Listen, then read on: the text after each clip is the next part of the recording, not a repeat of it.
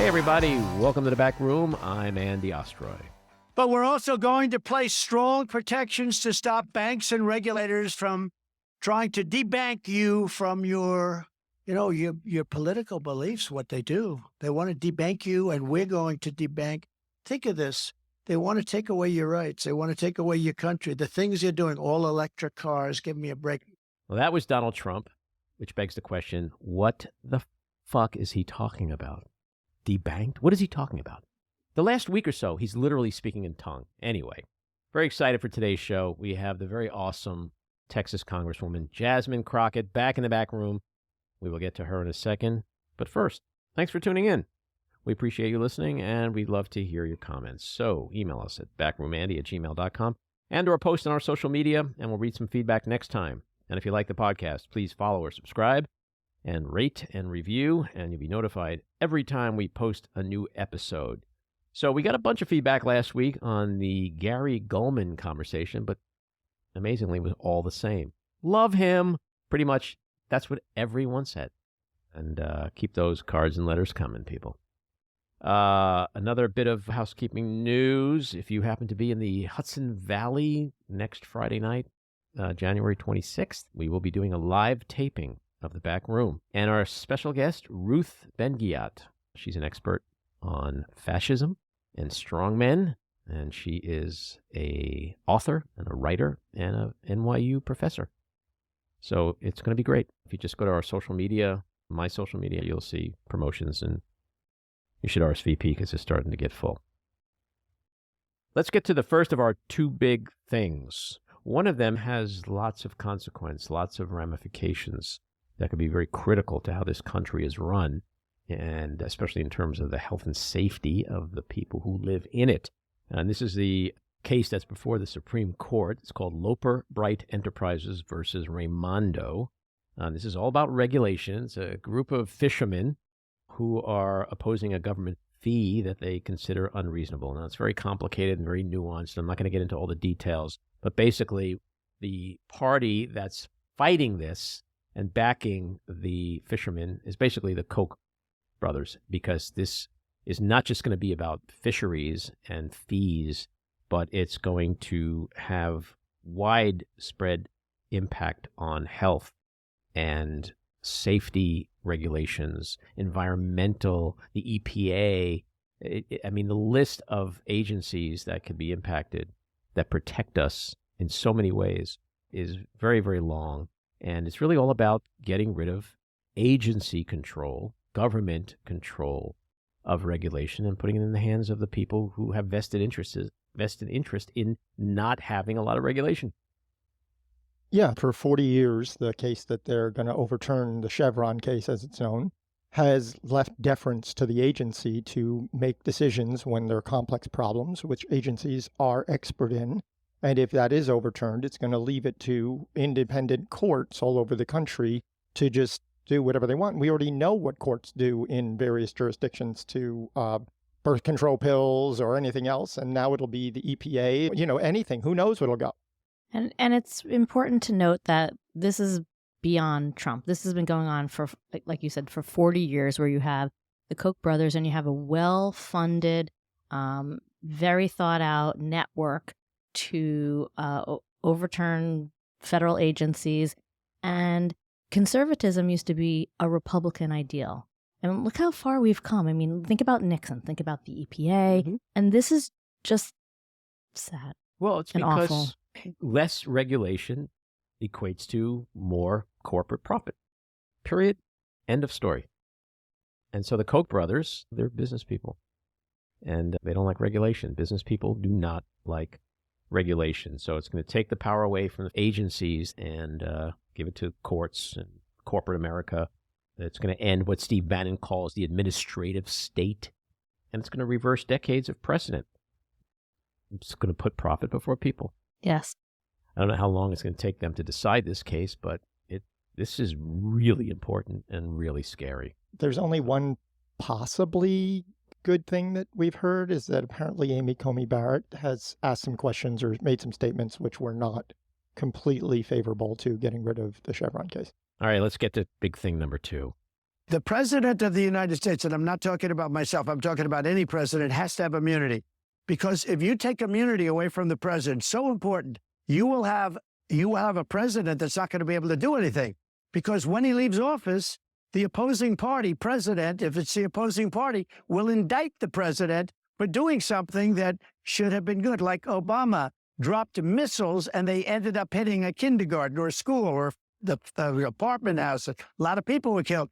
Well, if that's the case, he's going to end up being indicted when he leaves office. He meant well. The missile went in the wrong direction and other things. And other things. That's the best part. Like the missile went and other things like grabbing pussies and raping women and injecting bleach and Insurrections. stealing insurrections and stealing documents and like, yeah, it's all the same. Well, the big news this week about Trump was his post about total immunity, how he wants absolute immunity, but he wants it even if, and these are his words, he crossed the line, which he just basically kind of referred to in that and other things. So he's literally saying, even if he crossed the line, which to me is tantamount to a confession, even if he crossed the line. So what does that mean? That means he's above the law, right? This is after last week he said, even if I use SEAL Team 6 to assassinate my opponents. Hypothetically speaking. I'm not saying I'm going to do it, but should I be prosecuted for that? I mean, the fact that we're even arguing this shit, it's so fucking preposterous. There's no way. I guess we're on judicial watch right now, waiting for the Supreme Court to rule on the absolute immunity thing. How many justices are going to support it? It's not going to be zero. I'm betting 9-0. No. 9-0. No 9 zeros anymore. No 9 zeros. 9-0 on immunity. All right. There's no way. There's disagree. show me a justice who's going to say, yeah, he should be allowed to kill. Clarence Thomas. He should be able to. Thank you. You're welcome. He should be able to. Alito, maybe. He should be able to stab. Maybe. Get Gavin Newsom to death and get away with it. I mean, come on. It's crazy shit. All right. I'm going to disagree, and I'm going to put my money where my mouth is, and I put my mind on my money and my money on my mind. Look at you, rap girl. I didn't even know what you're talking about, but it's going to be Clarence Thomas. I just went like Ari Melber on you. Yeah. Oh, wow. That's why it sounded familiar. Yeah. So we had Iowa this week. We got New Hampshire on Tuesday. Nikki Haley. I mean, not only does she not know what started the Civil War, but now she said America's never been a racist country. Instead of talking about Trump, she's doubling down on trying to get his base by saying America's never been a racist country. I mean, Nikki Haley, I think, will be irrelevant after South Carolina because she'll lose her own state, and whatever blip she gets from New Hampshire will have faded away. I mean, the thing with Trump is that he pretends that he won 2020, and Nikki Haley is like his little mini-me. She pretends as if she came in a close second in Iowa. She's like, that's it? What a great showing. I'm not debating DeSantis now. It's like, she just literally is pretending that Trump doesn't exist. It's just, this Republican primary season is fucking bonkers. They're bonkers. We lost 3 listeners just now when you said he pretends that he won 2020. They're not going to listen anymore. But that's to my point, though, is that that's his base, and they're bonkers. I don't get it. I just don't. I mean, I get it and I don't get it. But it's like, you're running to be president. But I think, Jen, you once said they're running for 28. That's possible, too. Nikki and Haley, cabinet. Nikki Haley certainly is. Yep. And I'm sure DeSantis will run again, but he's not going to do any better. She actually would have a great shot at 28. So maybe her strategy of not pissing off the base, I don't know, but it just shows her character or lack thereof.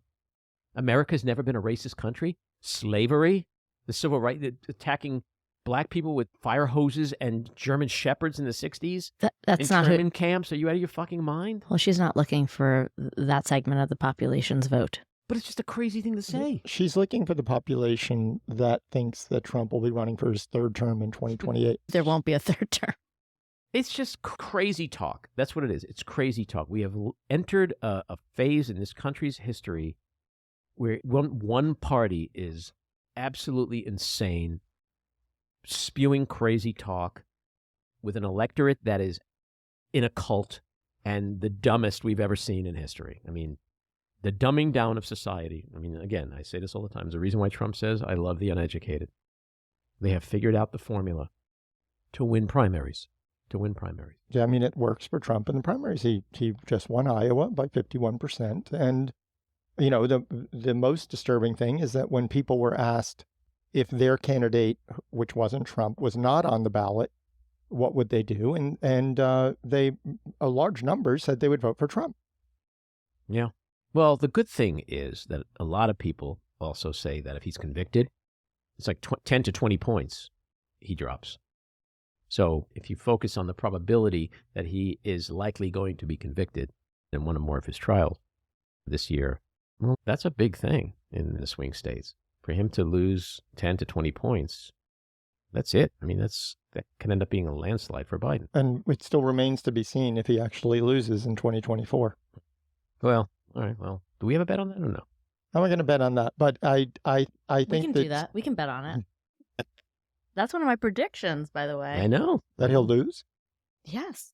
I'm all about the optimism. Yeah, I'm still saying I don't think he's Too early for me to say. not going to win. He's not even going to be on the ballot.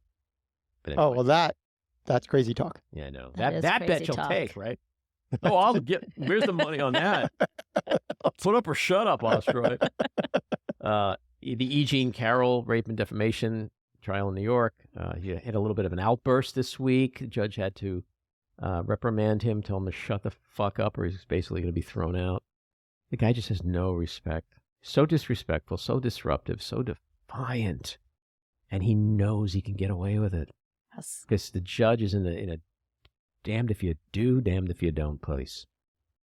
But if he continues, I guess something might happen. But it's just Trump's secret sauce, is that just do a lot of shit, break a lot of laws, break a lot of rules, just be loud and defiant everywhere. And there's too much shit flying at them. They can't stop me. He's really the true maverick. He is. I mean, he knows the media covers him when he goes to court, and he's not in the news otherwise. So when he goes and does his outburst, I mean, every single news channel, every single cable news network, every single newspaper covered that story, and his base loves it. He's not taking any shit from the judge. But even his future wife, Alina Habba, Yes. she tells the judge, I don't like the way you're talking to me. Girl, sit your ass down. Like, who talks to a judge that way? A parking attendant lawyer. That's what her background is. All right, let's get to our winners and losers. My loser, House Republicans for racing to charge the Homeland Security Secretary without his in-person testimony or evidence of impeachable offenses. My winner, U.S. citizens.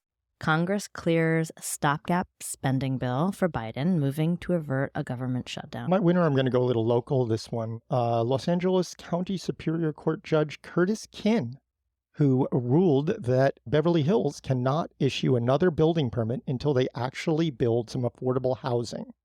My loser, Elena Haba, who I'm just going to say the loser lawyer of the year. I mean, she kind of got stuck in a bad position because Takapino quit the night before, and she had to represent Trump all by herself, and she doesn't really have much legal experience. And so if you Google her, one of the first things that comes up in Google is, does she have a law degree? Mm-hmm.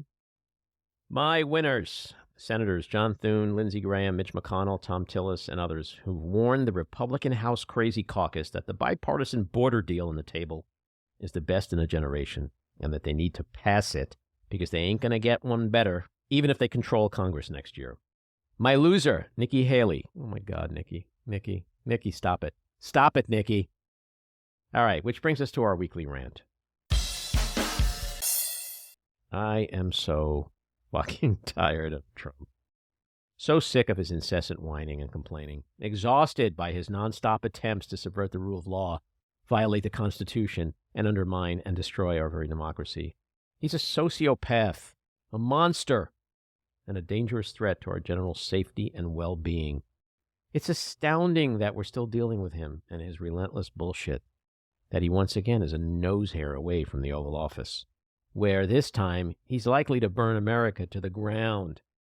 He's like a fucking cancer that's ravaging the nation and everything it stands for. He's turned the country on its head, destroying so many norms, boundaries, and institutions. He's unleashed a torrent of anger, hatred, anti-Semitism, racism, and white nationalism. And he single-handedly transformed the Republican Party from one that claimed to be the party of faith, law and order, national security, and patriotism into one that engages in the flagrant breaking of laws, the beating of cops, the alienation of our allies, and the enabling of our enemies, and the support for a democracy-raping, dictator-wannabe sociopath. So I try to focus on the big picture, to keep my eye on the prize, to filter out Trump's noise. Because I truly do believe it's all just noise. Trump notoriously tries his cases in the court of public opinion, but it's been the court of law where he's been smacked down consistently since 2020. More than 60 cases, a ton of motions, several appeals, and a fuckload of losses. And now, with 4 indictments on 91 felony counts, it appears likely that the law is finally catching up to him, that he is not Teflon or absolutely immune from prosecution, as he claims, that he is not above the law. So he will continue to bitch and moan and whine nonstop about how much of a poor little victim he is, how unfairly he's being treated, how it's all rigged, a witch hunt, a big fat all-encompassing conspiracy to take him down. He'll continue to suck the oxygen out of the entire nation, and we'll have to keep hearing it, seeing it, and be subjected to his sociopathic rants, his bullying, and his relentless attacks on our democracy, until his corrupt ass is finally convicted and either thrown in jail or forced by the courts and prosecutors to shut the fuck up because he's copped a plea and must slink under a rock until he heads to his Mar-a-Lago in the sky. It's time for Congresswoman Jasmine Crockett. She's an attorney, former member of the Texas House of Representatives, and currently serving as the U.S. Representative for Texas's 30th Congressional District, which covers much of the city of Dallas and parts of Dallas and Tarrant counties. She is a member of the House Oversight and Agriculture Committees. Congresswoman, welcome back into the back room. Thank you so much.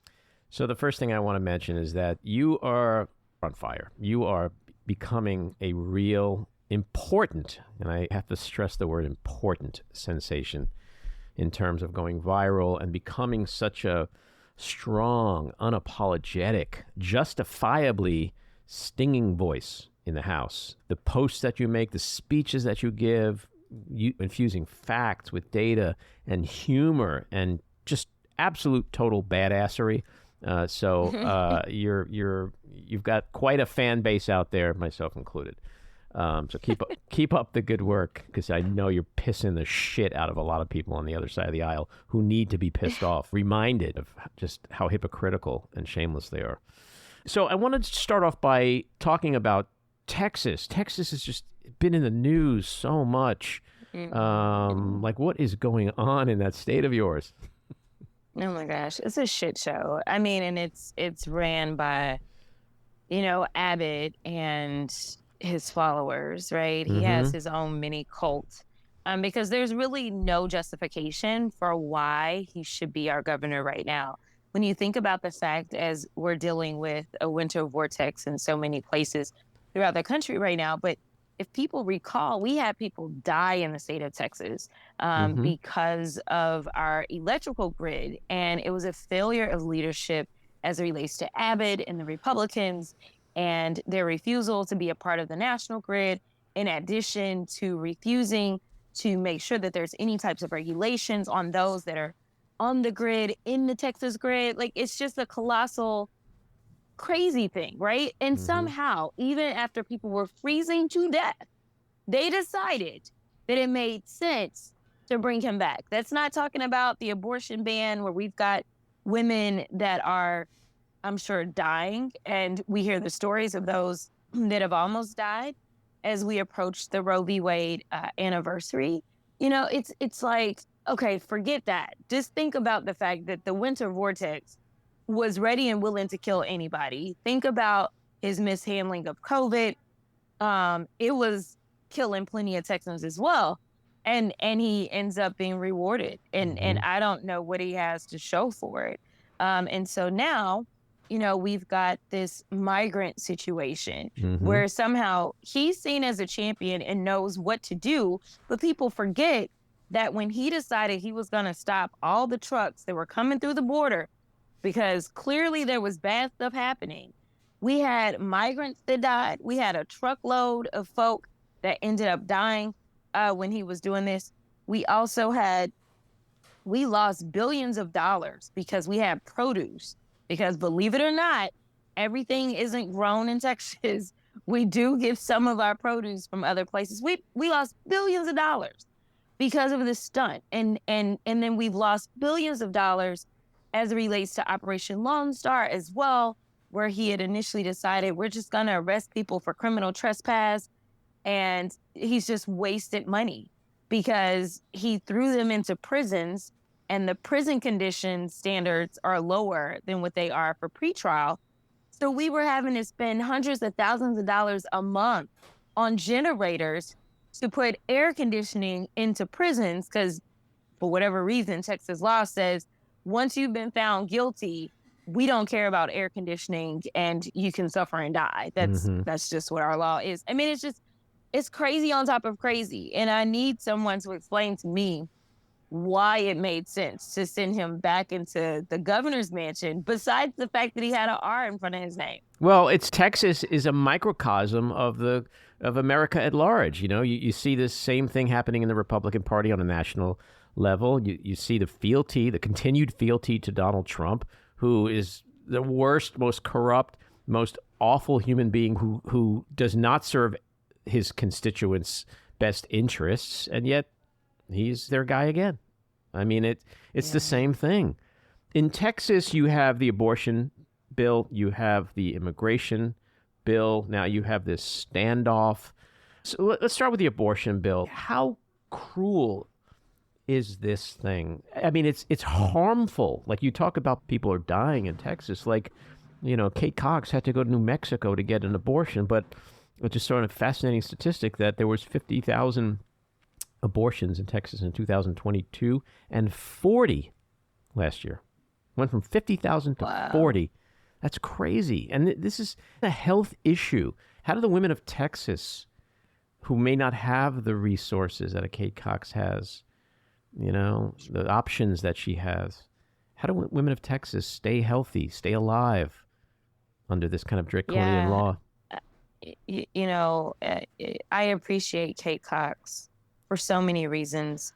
Number one, being willing to publicly share something that historically would be a very private situation. I mean, that's technically what Roe v. Wade is about. It's about our right to privacy. And so here it is. She says, this is my state. This is my home. These are the crazy laws that they came up with. But surely they built in this very vague exception for emergency situations. But how is it defined, right? And I know that people get tired of lawyers and they get tired of probably lawmakers sometimes when they have, you know, and here is Section A of Section 1 of Section, you know, but we've got to have these definitions, right? Because you're writing laws in a state that has 30 million people.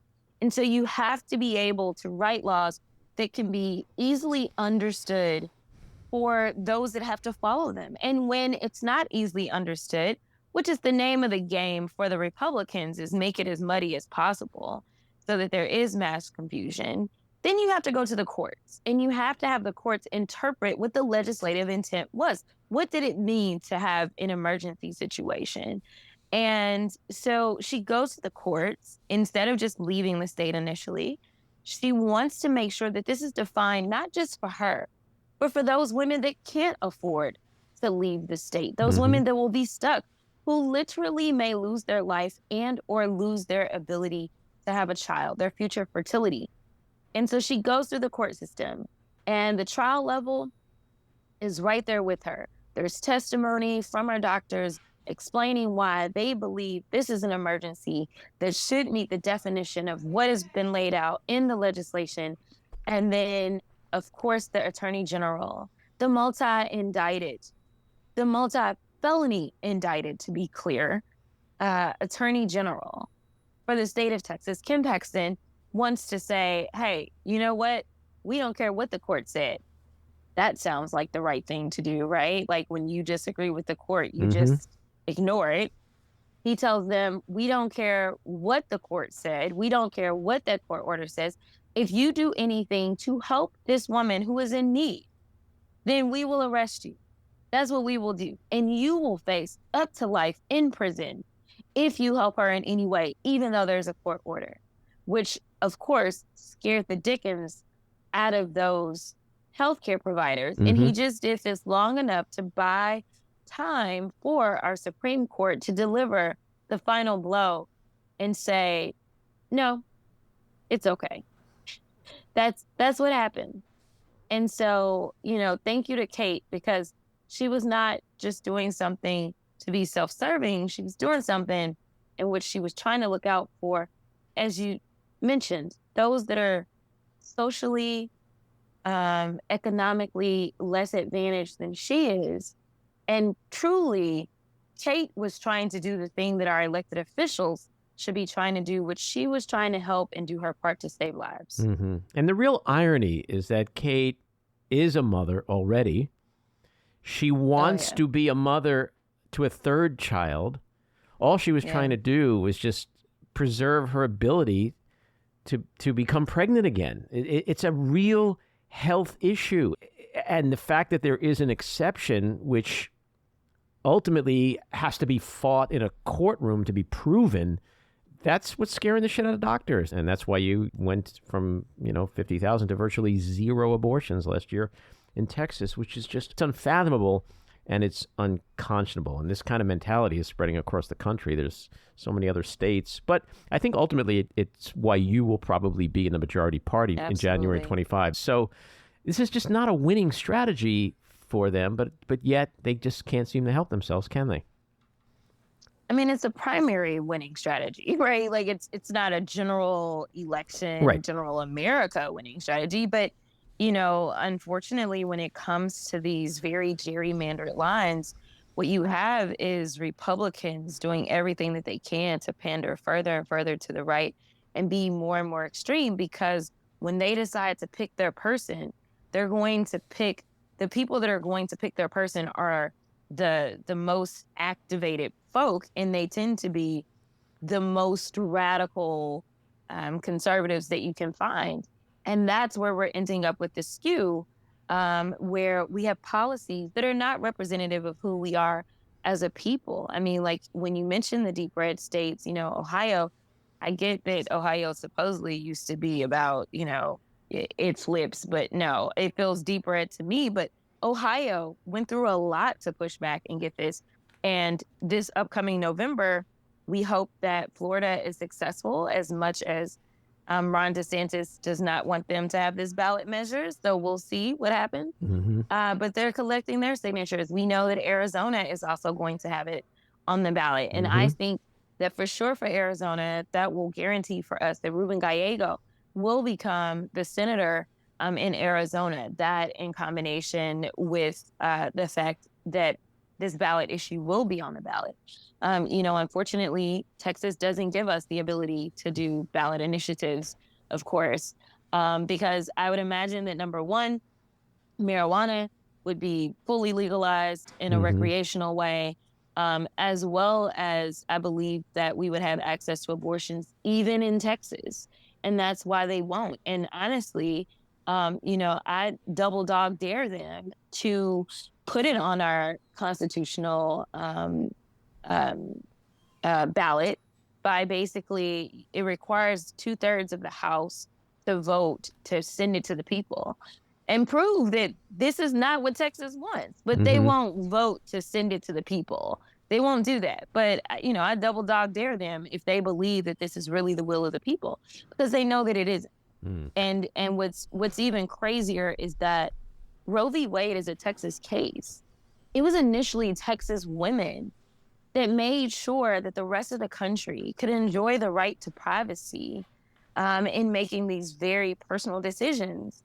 And then it was Texas that led the way in making sure that we rolled back the tide on that by passing their very draconian law that had a trigger for, if Roe v. Wade is overturned, it will now be criminal. And, doctors and whoever assisted could face up to life in prison. Yeah, I think you're 100% right. If there was a ballot measure in Texas, it would be successful. And in addition to Arizona and Florida, there's also Missouri, Oklahoma, Arkansas, South Dakota, Iowa, Nevada, Colorado, Pennsylvania are also looking at ballot measures. But in the bigger picture, too, it's like you see what happened in Wisconsin with Janet Protasewicz winning the open Supreme Court seat, which flipped control of the House to Democrats purely on this issue. It's like they just don't make the connection between, like what you're saying, which is a great primary, rile up the base kind of issue, but just a disaster for them at the ballot box in the general election. The immigration bill, talk about cruelty. You have a surge at the border of about 2.6 million migrants, but like 90% of them are apprehended by border control. There's this perception that people are flooding over the border and just swarming America. The actual non-apprehended migrants, statistics are down from the prior year. So it's not like there's this porous border that, migrants are invading America. So it's another, it's just more red meat to the base. And now there's this standoff between the Biden administration, DHS, and Texas. Where is this going? How does this get to a sane place? It's interesting because words have meaning. And I think that one of the reasons we're starting to see the American people turn against migrants is because they've been described as invaders, right? And when you think of what an invasion looks like, it looks like Hamas into Israel. Right. That's an invasion.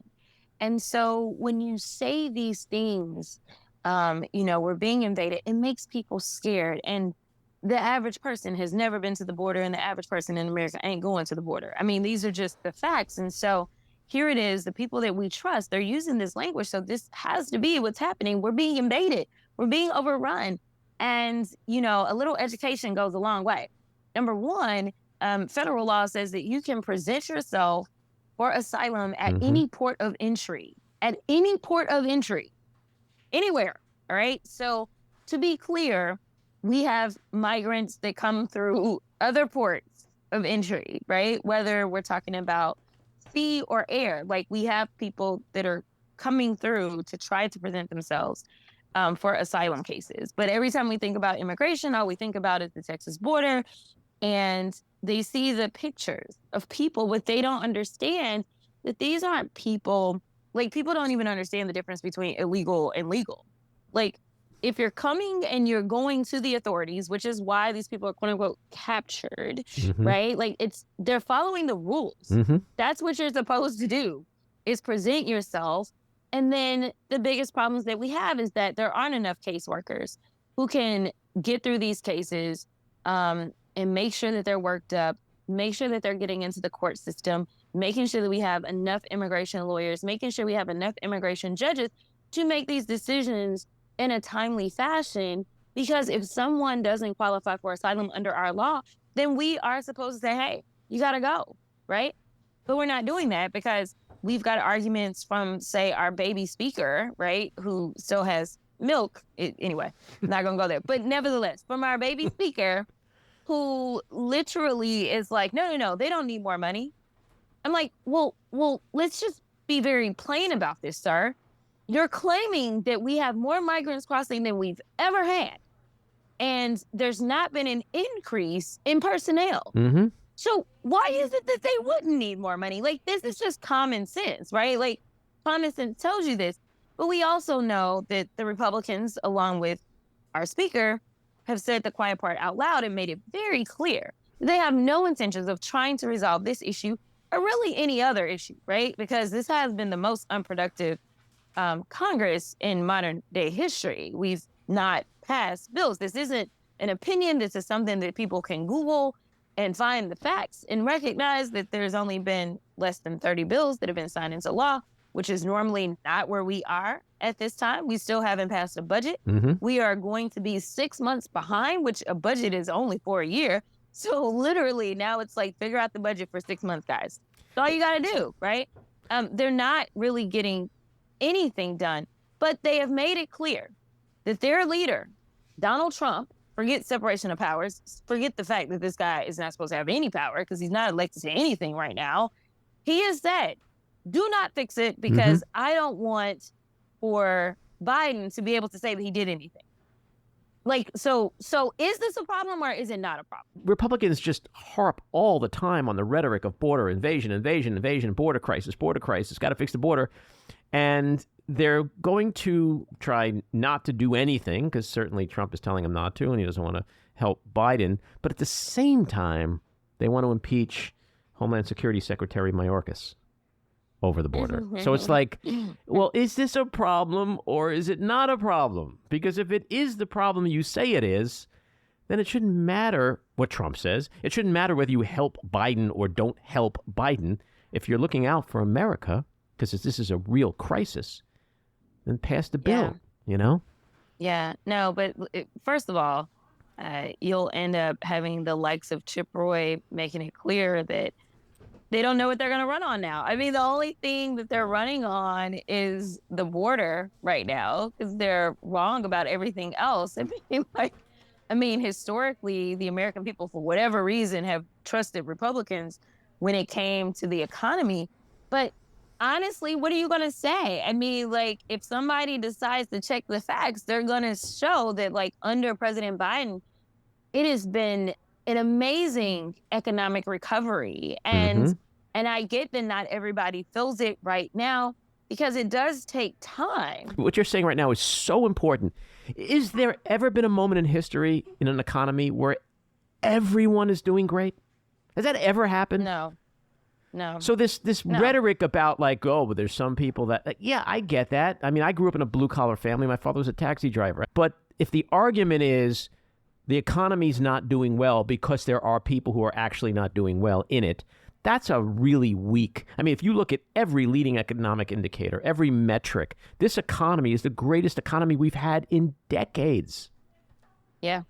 I mean, that's the thing. But, but Democrats definitely have to be cognizant of how we talk about it because when people vote, they vote on how they feel. They're not voting on what you tell them. They're voting on how they feel, what they see, right? Which is why the women that are telling their stories as it relates to abortion and their nightmares, why it matters.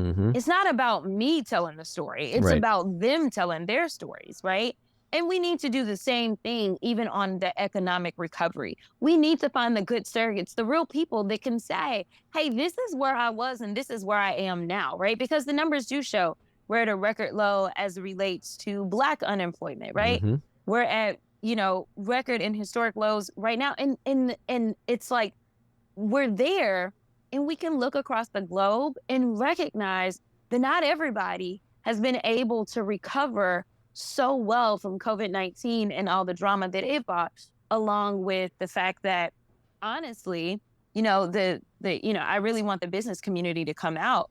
But we had the Texas Business Council come and talk to us, a bipartisan group of Democrats, and behind closed doors, we were all pretty much in agreement, interestingly enough.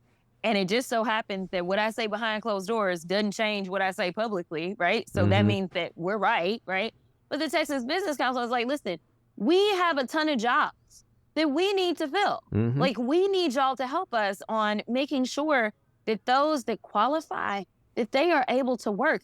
And for people that are complaining about us balancing a budget and how we're in a deficit, I do want people to understand the tax cuts that Trump delivered, which I'm glad that Nikki Haley has decided to say something about Trump, because for the longest, I didn't think that they were running against him. But it's true. He is the one that single-handedly added more debt in his one term than any Democrat. Like, this is what he did by saying, hey, rich friends, I'm going to make sure that you basically have to pay no taxes. You're not going to pay your fair share. And we're still stuck with those tax cuts, I think, until 2025. And then that's when we can finally, hopefully, number one, take back the House. Number two, hold on to the Senate. Number three, have a Democratic president that will make sure that we roll back those tax cuts. We have the wealthy pay their share. But this isn't a team of serious people. What they do is they lie and they pander to people that don't know better. because as I was looking at the Iowa returns, they were always breaking down, the level of education and things like that. And it to me, it is so sinister to lie to people that may not just have the benefit of sitting down and watching and listening and reading politics all the time because they're trying to keep a roof over their head. And so you lie to them and you rile them up. And then basically they become your very victims. They're the ones that you go after almost immediately. As we're talking about, the fact that we live in this country, which it is dumbfounding to me that people are still struggling with hunger in this country. You decide to say things like, no, we want to cut SNAP benefits. Well, you know who's using SNAP more than anybody else? It's rural America. But every time I check, rural America keeps voting for the people that's trying to basically pull the food out of their mouths. Like, make it make sense, right? Well, Trump goes to Iowa and talks about farmers, and he's the one that started a trade war with China. That who did that impact? Farmers, right? Yep, so our farmers. I mean, what you're saying is so true, because if people just Googled Republican versus Democratic administrations over the last 30, 40 years, it's always the Republicans that jack up the debt and deficits and the Democrats that bring it down. Yet there's this myth that the GOP is the party of fiscal responsibility. And if Trump's lasting legacy, his greatest legacy is that what he's taught the Republican Party and Republican politicians is you could just outright lie and no one's going to care. No one's going to look it up. They're going to believe what you say because they're full of hate or racism or whatever that drives them, and you're just going to feed right into that, and that's how you coast through. The other thing I want to ask you about Texas is that yesterday there was this brutal report that came out. The Department of Justice issued its findings on the Valdez school shooting, and horrible. I mean, it's unfathomable to me that there may not be any criminal charges against anybody, from the police chiefs to the... I will tell you that what is disturbing with or without the report is what I witnessed on that day. Uvalde was on the same day as my primary runoff to become the congresswoman. And it was an ugly race. So ugly. And so here it is. I'm out at the polls because I like to see the people, talk to the people, greet the people. And, for the most part, we knew that we had this thing in the bag. But I think that it's important that people see you show up and that you care, and that you are fighting to earn their support. And I got a text from a producer at MSNBC and was like, oh, can we have you on at 6 o'clock? And I was like, well, the polls close at 7. I was like, why are y'all covering my race? We all know where this is going. And so they were like, no, about the shooting. And I was like, what shooting? And so it was a producer that told me about the shooting. And I then tuned in, right? So I jump in my car and I tune in to find out what's going on. And in those moments, knowing that law enforcement did not move, and then the picture became even clearer after the fact. Because in the midst of all the chaos, you didn't know if there was multiple shooters. You didn't know what was going on. It's always a chaotic thing, right? And to find out that you had tons of law enforcement there and no one moved to save babies, right? And I'm sure half of these guys probably are the same guys that are like, oh, yeah, give them all guns, right? Right. But you guys are afraid of these weapons of mass destruction. You are afraid. And you tout this rhetoric of, well, for every bad guy with a gun, we need a good guy with a gun. Well, it doesn't matter if the good guy won't do the good. Right.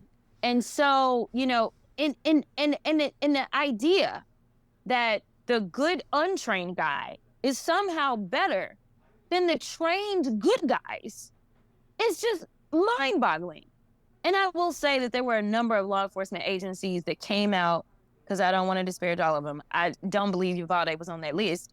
But there were a number of law enforcement agencies right before this, because we passed open carry, or they passed open carry when I was in the House the session before this. So we saw a stark rise in gun violence after they passed this open carry bill, said, no, we don't need people to have licenses anymore. That's too cumbersome, too difficult.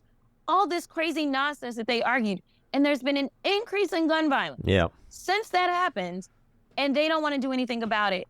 And then to have just this massacre of these children, and for them to still sit there and think that it makes sense to make these crazy arguments when they themselves were afraid. And, you know, at a very minimum, I would say it was a dereliction of duty from what I witnessed with my own two eyes, to allow this untrained 18-year-old who wasn't even 6 feet tall to go through and to just kill these children, and they not even try. They waited until it stopped. It's hard to fathom that. I think it was 77 minutes that passed where kids were getting slaughtered. I mean, it's really unfathomable, which is why I can't imagine that there's not criminal prosecution coming. But I want to segue to something else where you referred to hypocrisy. In one of my favorite moments was when you responded to Nancy Mace and her white privilege comment about Hunter Biden. First of all, referring to your, quote, your little leader about Trump. Oh my God. Like I mean, if I didn't like you before that, I love you now. But I think that resonated with a lot of people. There were a lot of people sitting home going, oh my God, that's awesome. Little leader. Because he is such a little leader. I don't care how tall he is. He's a little leader. But you talked about the January 6th, and you talked about you guys were running for your lives. All of you were running for your lives. And it's the same kind of thing. You know, the point you made about Uvalde is just like when push comes to shove, these people are just hypocrites. They're just all hypocrites. They talk tough now about J6, hostages and patriots, blah, blah, blah. But we have that image of Josh Hawley running for his life, right? And the rest of them too. Why? I mean, maybe this is just a rhetorical question rooted in naivete, but why do they seemingly just not give a shit about the important things in this country? Because they're not in office, in my opinion, for the right reasons. They're in office to enrich themselves, aka Trump and his family. They're in office because they've been losers their whole lives, and now they feel like they're not, aka Bobert. Right. I mean, it's people that are seeking to become relevant versus people that are truly moved by the people themselves, right? Like, I mean, for me, I would tell people when I was running, I'm like, you guys, I need you to understand that this is truly a sacrifice. Like, I will take a pay cut and I will have less time to myself. It's sacrifice across the board. But I'm like, there have to be people that are willing to step up and do the right thing to save not only you, but this country. And so I think that's what you're seeing right now is you're seeing this battle between these caricatures that we have on one side. And then you see this fight to really convince the American people, which unfortunately, we usually aren't able to do it in some quick phrase that only takes 5 seconds to say. Because we really want people to understand. We really want to educate people. We really want them to know, like, why it matters for them to show up and vote. We want them to know who is really on their side, who is making sure that your hospitals aren't closing in rural America, who is making sure that you can keep food on your table, who is making sure that there are jobs that are going to be available for you to work, who is going to make sure that these unions have the rights that they need to organize so that they can fight for better wages, living wages, and the pay that they deserve. Like, it's only one team that's doing the work for the working class. So honestly, there's more working class folk in this country than not. And it is just dumbfounding to me why we struggle so hard to get the message across that there's only one team that's fighting for you. The other team is trying to take everything away. And whether you're working class or not, there's only one team that truly believes in freedom and understands what patriotism looks like. The other team doesn't. They're taking all of our freedoms away. And whether you believe in abortion or not, you should be fearful that if they can take our right to privacy away, just know that there's some right to privacy that you care about that the Roe v. Wade opinion will be used to expound upon so that they can take your right to privacy away. Like, it has to be that the coalition starts to coalesce around the fact that it's not a matter of whether or not I agree or disagree. What we all should agree upon is that people should have their basic rights and their basic freedoms. And one team is doing everything that they can, day by day, state by state, to tear those freedoms down. And that's exactly what people need to focus on, because, you know, the election day is the one day of the year where the billionaire and the janitor have the same exact power. And if more people understood that, you know, women in Texas wouldn't have to go to New Mexico to get abortions. We'll end on that note. Actually, the last thing I want to say to you is I saw you tweet that you're looking for names for a potential podcast that you may start. But I've got a better, I got a more efficient solution for you. Why not just come on once in a while and co-host The Back Room? Co-host The Back Room. Why recreate the wheel, right? Yes, that sounds like an amazing offer. I do think we came up with a name, though. I do. Okay. So we'll. Can you we'll say what it is? We can roll this out. No. All right. No, Well, we'll anxiously await change it 50 more times. Well, good luck with that. My offer stands. Thanks for coming back on, and good luck, and keep fighting the good fight. Thank you. Have a good one. You too. Take care. Bye. This episode of The Back Room was edited and produced by me, Andy Ostroy. It was co-edited and co-produced by Matty Rosenberg, and co-produced by Jen Hammoud. Our theme song was composed by Andrew Hollander, and our logo was designed by Cricket Lengyel. And special thanks to Patricia Wind. Please take a moment to rate and review the podcast, and also follow or subscribe. Until next time, keep your eyes on Washington, Hollywood, and your own backyards, and have a great week.